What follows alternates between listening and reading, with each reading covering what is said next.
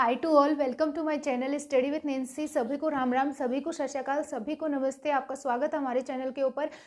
आज जो है वो हम शिक्षा मनोविज्ञान की जो प्रकृति के बारे में हमने जो है वो आपको पढ़ा दिया था। अब हम शिक्षा मनोविज्ञान की जो उपयोगिता जाती है उसके बारे में पढ़ाएंगे। लेकिन इसके बारे में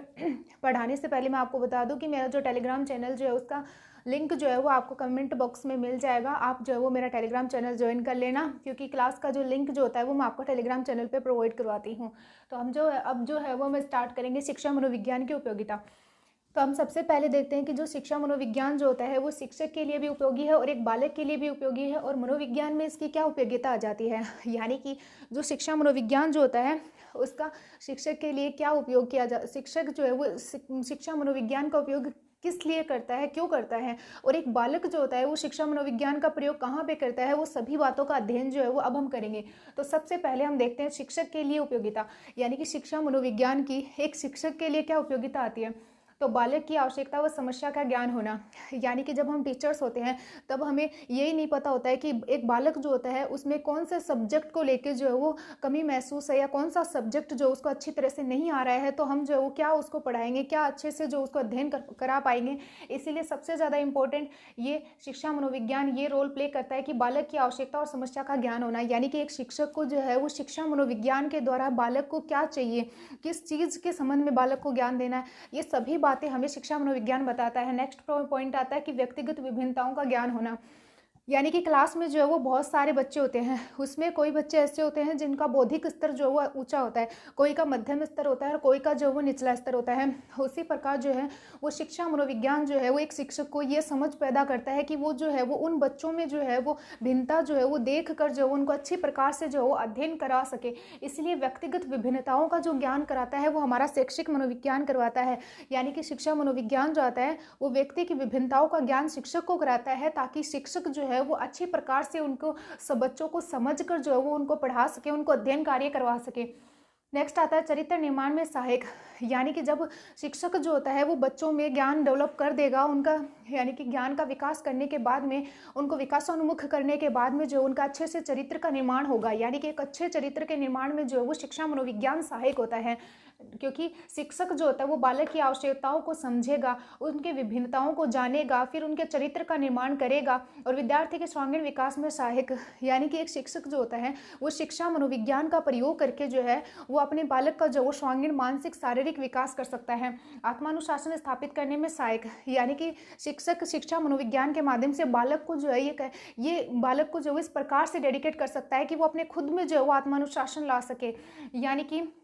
आत्मानुशासन स्थापित किया जा सकता है शिक्षा मनोविज्ञान के द्वारा। शिक्षण विधियों का चयन करने में सहायता, यानी कि जो शिक्षा मनोविज्ञान जो होता है वो मानव के व्यवहार का अध्ययन करता है। तो मानव के व्यवहार का अध्ययन करता है तो उसमें शिक्षक जो होता है वो बालक के व्यवहार का अध्ययन करेगा शिक्षा मनोविज्ञान के माध्यम से। तो वो जो है वो अच्छे से जो है उसमें क्या करेगा कि शिक्षण विधियाँ, इस बालक के लिए कौन से टीचिंग मेथड का यूज़ करना है और इस बालक के लिए कौन से टीचिंग मेथड का यूज़ करना है, ये सभी बातें शिक्षक को पता चल जाएंगी। शिक्षण को प्रभावी बनाने में सहायक, यानी कि एक तो बोरिंग टीचर होता है जो कि सिर्फ आता है और रट्टे मारते जाते हैं, और एक जो है वो ऐसा होता है कि जो बच्चों के व्यवहार को समझकर, उनकी विभिन्नताओं को समझकर कि बच्चों का विकास किस प्रकार से किया जाना है, बच्चों का जो उस व्यवहार का अध्ययन करके जो है उनको शिक्षण कार्य करवाता है, तो उसका जो शिक्षण होगा वो एक प्रभावी शिक्षण होगा। नेक्स्ट आता है कि निर्देशन व परामर्श प्रदान करना, यानी कि जो शिक्षा मनोविज्ञान जो होता है उससे टीचर जो होता है वो निर्देशन दे सकता है, परामर्श दे सकता है। जब टीचर को खुद ही नहीं पता होगा कि इस बालक की क्या कमी है, इस बालक में जो है वो कौन सी चीज़ के कौन से विषय के संबंध में जो है वो इसको समस्याएं उत्पन्न हो रही है, तब बालक क्या निर्देशन देगा और क्या परामर्श देगा। तो आप ऐसे याद रखा करो, निर्देशन व परामर्श प्रदान करना शिक्षा मनोविज्ञान के लिए जो वो शिक्षक के लिए उपयोगिता माना जाता है। नेक्स्ट अगर हम देखें बालक के लिए क्या उपयोगिता होती है, तो वंशानुक्रम व वातावरण का ज्ञान, ये क्वेश्चन बहुत बार पूछा जाता है। तो वंशानुक्रम व वातावरण का ज्ञान जो आता है वो आपको तो रटना ही है, यानी कि याद करके रख लेना कि एक बालक के लिए शिक्षा मनोविज्ञान की क्या उपयोगिता होती है।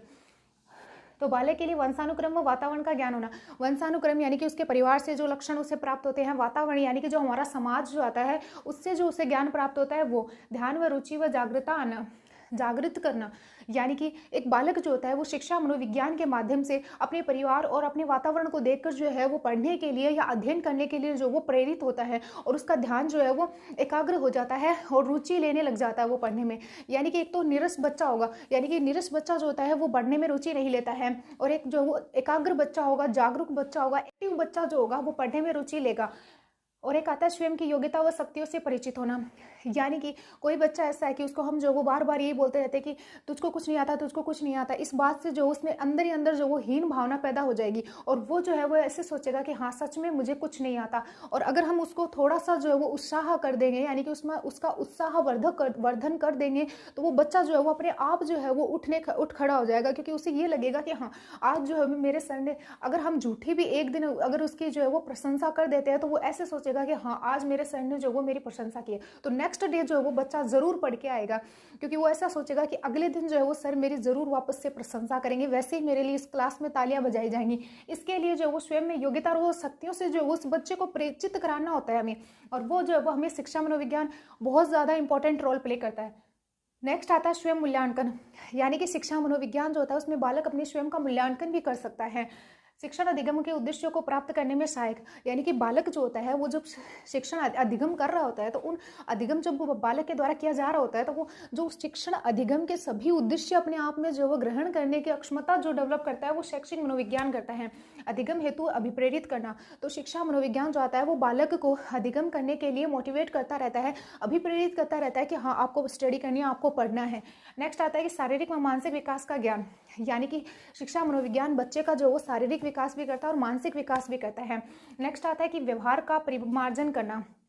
कि बच्चा जो होता है वो जब अपने ज्ञान जो है वो बढ़ाता जाता है, यानी कि अधिगम शिक्षण अधिगम को जो वो डेवलप करता जाता है, शिक्षण अधिगम जो होता है उसके उद्देश्य को प्राप्त करता जाता है, तो उसके व्यवहार का जो वो बाद में परिमार्जन होता है, यानी कि वो व्यवहार को जो वो ज्ञान के रूप में जो वो बाहर मतलब कि मैंने आपको बताया था कि जो लैटिन भाषा के जो है वो 2 शब्दों से मिलकर बना है। शिक्षा जो वो लैटिन भाषा के 2 शब्दों से मिलकर बना है। ई का मतलब होता है अंदर और डेक्यू का मतलब होता है बाहर निकालना, यानी कि हमारे अंदर जो ज्ञान है उसको बाहर निकालना जो होता है वो क्या होता है, शिक्षा मनोविज्ञान होता है। नेक्स्ट आता है कि मनोविज्ञान की क्या उपयोगिता होती है, तो बालक की विभिन्न अवस्थाओं का महत्व, यानी कि जो मनोविज्ञान में इसकी उपयोगिता ये होती है कि बालक की जो विभिन्न अवस्थाएं जो होती हैं, पहले जो होती है वो गर्भावस्था से जो है वो बालक का विकास स्टार्ट हो जाता है। तो गर्भावस्था, बाल्यावस्था, यानी कि किशोरावस्था, ये सभी अवस्थाएं स्टेज जो आती हैं वो हमें जो है वो शैशवावस्था, यानी कि पहले गर्भावस्था आती है, शैशवावस्था आती है, बाल्यावस्था आती है, किशोरावस्था आती है, प्रौढ़ावस्था आती है। बालकों की विभिन्न अवस्थाओं का महत्व जो आता है वो हमें मनोविज्ञान में देखने को मिलता है। पाठ्यक्रम में सुधार, यानी कि शिक्षा मनोविज्ञान के द्वारा हम अपने पाठ्यक्रम में सुधार कर सकते हैं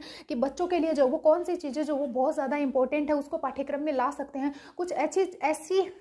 ऐसी चीज़ें ला सकते हैं जो कि बच्चों को जो वो पढ़ने की ओर अग्रसर करें, तो उनको जो हम पाठ्यक्रम में शामिल कर सकते हैं। कुछ ऐसी चीज़ें जो उनको जो है वो हमारे समाज के बारे में, हमारे परिवार के बारे में जो है वो अच्छी शिक्षा प्रदान कर सके, हमारे जो बालक का जो है सर्वांगीण विकास कर सके, शारीरिक मानसिक विकास कर सके, उन सभी बातों को हम पाठ्यक्रम में शामिल कर सकते हैं शिक्षा मनोविज्ञान के माध्यम से। बालकों की व्यक्तिगत विभिन्नताओं का महत्व है, यानी कि कौन सा बालक जो होता है वो कम बुद्धि लब्धि का होता है, कौन सा बालक ज़्यादा बुद्धि लब्धि का होता है, ये सभी बातें जो होती है वो हमें शिक्षा मनोविज्ञान में पता चल जाती है, क्योंकि इसमें जो है वो मानव के व्यवहार का अध्ययन करते हैं। नेक्स्ट अगर हम बात करें बालकों की रुचियों व मूल प्रवृत्तियों का महत्व है, यानी कि शिक्षा मनोविज्ञान में हमें ये पता चल जाता है कि एक बालक जो होता है उसकी रुचि किस क्षेत्र में है, यानी कि बालक जो होता है वो अलग अलग प्रवृत्ति के होते हैं। यानी कि कोई बालक क्रिकेट में फेमस होता है, कोई बालक जो होता है वो फुटबॉल में इंटरेस्ट होता है, फुटबॉल में उसकी रुचि होती है, कोई बालक जो होता है वो पढ़ने में ज़्यादा रुचि रखता है। तो ये सभी बातें जो है वो जब हमें पता चल जाएंगी तो हम उस बालक को उसी क्षेत्र में जो है वो बढ़ावा यानी कि विकास करने की ओर अग्रसर करेंगे। ये सभी बातें हमें पहले शिक्षा मनोविज्ञान के माध्यम से पता चलेंगी, तभी तो हम उस बालक को जो है वो विकासानुमुख कर सकेंगे। नेक्स्ट अगर हम बात करें सीखने की प्रक्रिया में उन्नति, जब हमें शिक्षा मनोविज्ञान के द्वारा हमें जो है वो बालक के बारे में विभिन्नताओं, व्यक्तिगत विभिन्नताओं के बारे में पता चल जाएगा, तो हम जो उसके सीखने की जो है वो अभिवृद्धि कर सकते हैं, सीखने की प्रकृति जो होती है उसको बढ़ा सकते हैं। मूल्यांकन की नई विधियाँ, यानी कि जब बालक का जो है वो हम शिक्षा मनोविज्ञान के माध्यम से उसके व्यवहार का अध्ययन करके और फिर जब हम देखेंगे तो हम जो है उसके जब हम मूल्यांकन करेंगे तब हम जो है वो नई विधियों का प्रयोग भी कर सकते हैं, यानी कि मूल्यांकन की नई विधियों का प्रयोग कर सकते हैं। शिक्षा के उद्देश्य की प्राप्ति व सफलता, और फिर जो है वो अच्छे से मूल्यांकन कर सकेंगे, बच्चे का जो वो विकास कर सकेंगे और बच्चों का सर्वानुमुखी विकास कर सकेंगे, बच्चों को जो वो शिक्षा ग्रहण करने के लिए अभिप्रेरित कर सकेंगे, शिक्षण अधिगम के उद्देश्यों को प्राप्त कर सकेंगे। तो इससे जो है वो शिक्षा के उद्देश्य की जो है वो हमें प्राप्ति हो जाती है। मनोविज्ञान की उपयोगिता है शिक्षा मनोविज्ञान की उपयोगिता में नए ज्ञान का आधारपूर्ण ज्ञान, यानी कि जो हमारा नया ज्ञान जो होगा वो हमारा आधारपूर्ण ज्ञान होगा, यानी कि ऐसे ही नहीं बल्कि आधारपूर्ण ज्ञान होगा। तो नया ज्ञान जो आता है वो आधारपूर्ण ज्ञान आता है। ये हमारे शिक्षा मनोविज्ञान की उपयोगिता आती है, जो कि एक शिक्षक की दृष्टि से उपयोगिता और बालक की और मनोविज्ञान की। अगर वीडियो अच्छा लगा हो तो लाइक शेयर और सब्सक्राइब जरूर करें। Thank you and bye.